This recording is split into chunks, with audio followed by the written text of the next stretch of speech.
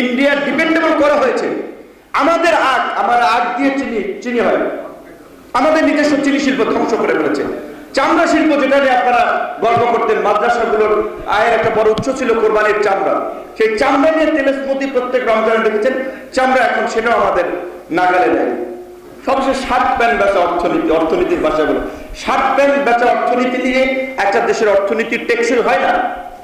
এটা কতদিন চলবে? এটার বিকল্প বাজার আছে। যেমন এখন বাংলাদেশের গণতন্ত্র, মানবাধিকার, সুশাসন নাই, এই গ্রাউন্ডে ইউরোপীয় ইউনিয়ন সহ মার্কিন যুক্তরাষ্ট্র, বাংলাদেশের পোশাকের একক দেশ হিসেবে ক্রেতা মার্কিন যুক্তরাষ্ট্র, তারপর ইউরোপীয় ইউনিয়ন। প্রত্যেক বাজারে পোশাকের আপনার চাহিদা কমছে। মার্কিন যুক্তরাষ্ট্র তো এমনিতেই বাংলাদেশের শ্রমনীতি, মানবাধিকার, সুশাসন বিভিন্ন ইস্যুতে ইভেন সরকারের যে তাদের সাথে সম্পর্ক, ব্যবসা বাণিজ্য সংকুচিত করছে। অর্থনীতির আরো ভয়াবহ অবস্থা তৈরি হচ্ছে। জিনিসপত্রের দাম কি হারে বাড়ছে আপনারা টের পাচ্ছেন। তারপরে সরকারের মন্ত্রীরা দায়ী করছে বিএনপিকে, যে বিএনপির ব্যবসায়ীরা নাকি জড়িত। 15 বছর ক্ষমতায় থেকেও মজুদদার করে বিএনপি, ব্যবসার কারসাজি করে বিএনপি। মানে কি ধরনের আহাম্মকি কথাবার্তা বলতে পারেন। সবচেয়ে বিভৎস ভয়ঙ্কর কথা হচ্ছে, প্রধানমন্ত্রী যখন বলেন যে মজুদদারদের গণধোলাই দেওয়া উচিত, একটা রাষ্ট্রের প্রধানমন্ত্রী আইন নিজের হাতে তুলে নিতে বলছেন, তার মানে তো পরিষ্কার যে এই দেশে আইন আদালত বলতে কার্যত কিছু নাই, পুলিশ কিছু পাচ্ছে না, তার এমপি মন্ত্রীরা বাজার নিয়ন্ত্রণ করতে পারছে না। এখন তিনি জনগণকে বলছেন যে আপনার গণধোলাই দিন। তো গণধোলাই দিলে তো আগে এই সরকারের এমপি মন্ত্রীদেরকে গণধোলাই দিতে হবে, যে যারা এই দেশটাকে জাহান্নাম বানিয়েছেন। আমরা তো বিচার বিভাগ থেকে বলছি যে দেশটাকে তো জাহান্নাম বানিয়ে ফেলছেন।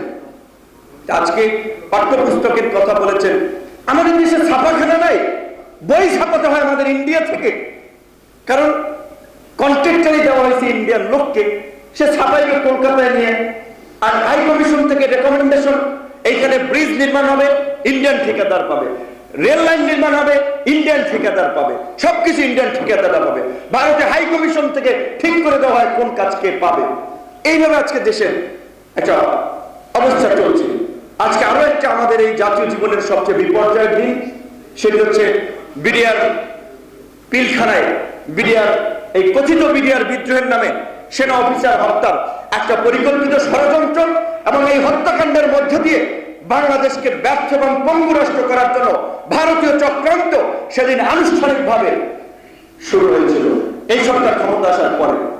আপনাদের এগুলো জানতে হবে, বুঝতে হবে, জানানো দরকার জনগণকে।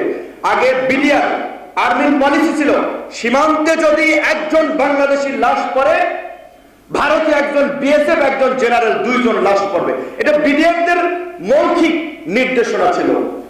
সে সময় কতজন হত্যাকাণ্ডের শিকার হচ্ছে, এখন কতজন হত্যাকাণ্ডের শিকার হচ্ছে।